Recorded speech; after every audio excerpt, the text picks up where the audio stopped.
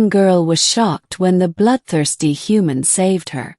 The battlefield still smoked with the ashes of war. Red skies glowed over shattered ruins, and the cries of the dying echoed through the canyons of twisted metal. Among the wreckage, Lyra crawled on trembling hands, her violet blood leaving streaks across the cracked stone. She had been taught since childhood that humans were monsters, bloodthirsty beasts who razed worlds and drank the tears of the weak. Her people's history books called them devourers. Her mother's lullabies were warnings. If you see a human, run. So when she turned and saw him, tall, battered, his armor streaked with both his own blood and that of her kin, terror froze her heart. The human raised his weapon. The human. His name was Elias Kane, a soldier stranded behind enemy lines. He hadn't seen another human face in months. His orders had been simple: survive, gather intel, escape if possible. But war had a way of twisting simple orders. He had stumbled onto the battlefield too late. The fighting had ended, but the dead and dying were everywhere. Among them he found the alien girl. She was young, barely more than a teenager by his guess, her crystalline eyes wide with pain and fear. She tried to crawl away when she saw him, weakly baring fangs that didn't scare him in the slightest. "Stay back," she hissed in her language. He didn't understand the words, but the tone was clear enough. Elias knelt, setting his rifle aside. "I'm not here to hurt you," he said softly. She didn't believe him. Mistrust. Lyra swung a jagged piece of debris at him, weakly. Elias caught it, tossed it aside. He saw the deep gash in her side, glowing faintly. Alien blood mixed with shards of crystal armor embedded in her flesh. He knew she wouldn't last long without help. "Easy," he murmured, reaching for the med kit strapped to his hip. "I can fix that." Her eyes widened at the sight of the injector, mistaking it for a weapon. "No, no," she cried, tears streaking the dust on her cheeks. "Damn it," Elias muttered. He knelt closer, holding up his empty hands to show he meant no harm. "You're gonna die if I don't help you." She didn't understand his words, but she understood the tone, the softness, the absence of malice. For the first time, doubt crept into her fear. The saving. Elias worked quickly, using what little human medicine he had. The foam hissed as it sealed her wound.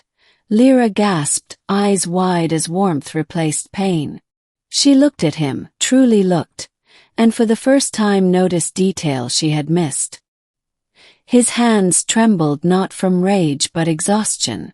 His eyes, though fierce, were not cruel. His expression was one of worry, not bloodlust. "Why?" she whispered in her tongue. "Why help me?" Elias didn't answer, couldn't. He didn't know her words. But he smiled faintly, as if that was answer enough. The escape. The sounds of approaching footsteps jolted them both. Verothi patrols, her own people. Lyra stiffened, panic flashing in her eyes.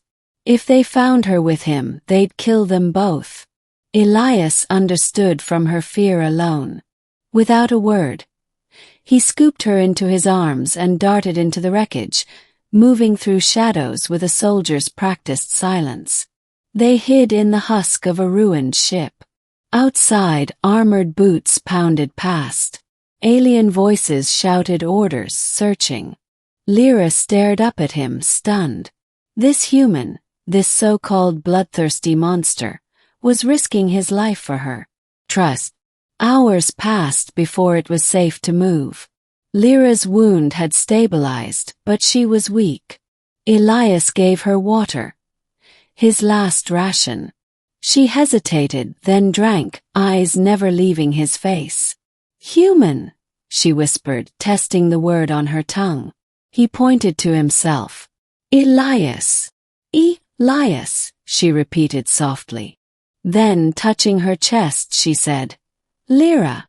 Names exchanged, the first fragile bridge between enemies. The realization.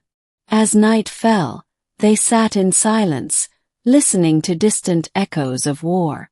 Lyra finally spoke, voice trembling. "We were told humans eat us. Burn our children. No mercy." Elias frowned but understood enough through her tone and gestures. He shook his head firmly. "Not me." He touched his heart. "Not me." Tears welled in her eyes, not from pain, but from the shattering of everything she'd been taught. The moment of change. When dawn broke, Varathi scouts returned to the battlefield. Elias could have left Lyra, used the chaos to slip away. Instead he stayed. He lifted her again, shielding her frail body with his own as plasma fire erupted around them. A blast struck nearby, throwing them both into the dirt. Elias groaned but covered her, refusing to let go. When the smoke cleared, Lyra opened her eyes to see him bleeding, protecting her. "Bloodthirsty," she whispered in disbelief. "But you save." Elias smiled weakly. "Guess we're both wrong about each other." The rescue. By the time Allied forces arrived, the unlikely pair were huddled together in the ruins. Soldiers, human and alien, stared in stunned silence. The sight of a human cradling an alien girl, shielding her with his own body, defied everything they knew of the war. Lyra's people demanded she return. Elias' people ordered him to stand down. But as they were separated, Lyra clutched his sleeve, refusing to let go. Her eyes, once filled with terror, now brimmed with something else. "Not monster," she whispered. "Friend." Epilogue. Weeks later, peace talks began. Fragile, tentative. Rumors spread of a human soldier who saved an alien child, and an alien child who called him friend. For Lyra, the world was no longer simple. Humans weren't monsters. And maybe, just maybe, neither were they. For Elias, one act of compassion had changed everything.